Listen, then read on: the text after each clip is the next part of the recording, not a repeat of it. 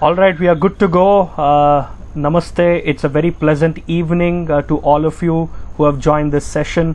I take this opportunity to really thank all of you for joining in early and following the rules of the webinar. The moment you joined in, you put yourself on mute. I really appreciate each one of you for following the rules of the session. It's a pleasure that I have with me Professor Dr. Dharmesh HS. He's currently the professor at Rajarajeshwari Dental College. He finished his BDS from the Dental College at Hassan under the University of Mysore, and did his MDS from Rajarajeshwari Dental College under RGUHS. A neighbor of mine, a very good friend of mine, a person who is always available for his patients.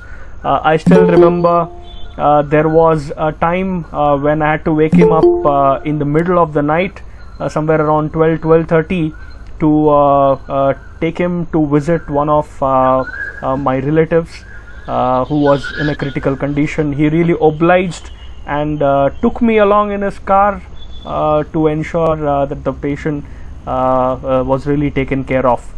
So with this small introduction, I take this opportunity to really thank Dr. Dharmesh for joining today's session. Thank you, Dr. Dharmesh. Good evening, Karthik, and good evening one and all who are present here. All right, thank you, doctor. When can you say a doctor is ready? Karthik, to be very frank, I want to tell you one thing which is very different from other branches or other fields. The dentistry is the only branch or the only field where a student has to work on the patient. As a student, he has to work on the patient. He has to prove his skill to pass the exam. Oh, can you just elaborate further on that? So the examination is based on how they treat a patient, is it? Exactly. I want to see if imagine if it's a oral surgery. It's a subject. Oral surgery is one of the subjects. If he has to pass the practical exam of the oral surgery, he has to give the injection. Okay, local anesthesia. He has to extract a tooth. Only then he'll be clearing his exam. This is not there in any other field or in any other branch, Karthik. This is the specialty of dentistry. Even in medicine, they diagnose, okay, and on their diagnosis and the Viva OC, they'll be cleared exams at the undergraduate level, okay, and there is no other subject or no other field where they have to treat the patients, unlike here in dentistry. In dentistry, each subject, when it comes to oral surgery, they have to extract the tooth. When it comes to conservative dentistry, they have to do a filling, restoration on the patient, and they have to prove their skill. Okay, when it comes to the prosthodontics, they have to do a procedure, one of the procedures of the denture. Periodontics, they need to do the scaling of on the patient, and they have to prove. It's like that. So when it comes to pedodontics, they have to treat a kid, and you know how difficult it is to treat a kid, managing the kid and treating the kid. So this is when the student gets the pass, the basic pass, I would say.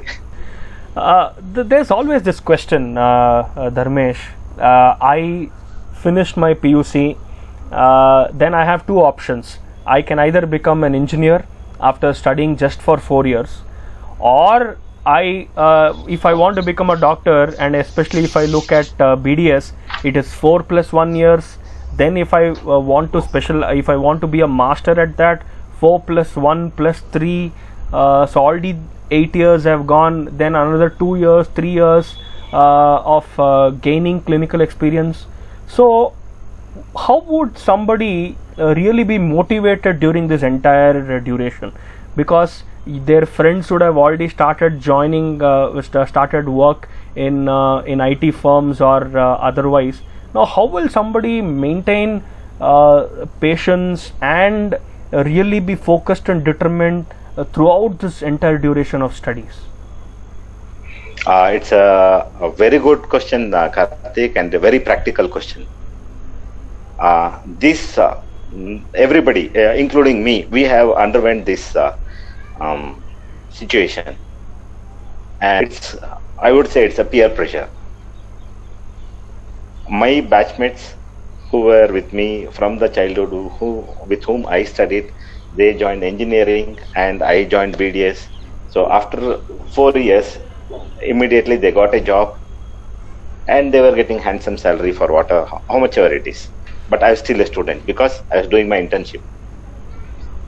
So 5 years, again 3 years, or plus 2 years. Okay. All this time and the perseverance of the individual which will drive you. And before making the decision of joining the BDS, for the students who are in the crossroads, say after the plus two, who are not who are still deciding to take up the BDS, I would suggest is, see, first you decide whether you want to work somebody or you want to work yourself. You want to be self-employed. Yes. See, no doubt, as an engineer or any other branch or subject, after few years, 3 years or 4 years or 5 years, you will be working for somebody. Okay, as a dentist, you will not be working for somebody. In fact, you will not be a job seeker, you will be a job giver. Imagine you start a clinic, you will be giving jobs to other 2 or 3 people and you are bringing up their family. So as it's Atmanirbhar is the right word. That was an excellent answer, because this is what everybody wants to achieve someday in their life, where they are in control of their job. So I think this line about you, somebody taking up BDS, you will be a job giver than a job seeker, is just amazing. It just blew me out. I'll tell you 2 things. One is, see, if people who are looking at BDS, unlike MBBS, there is no emergency calls, night shifts.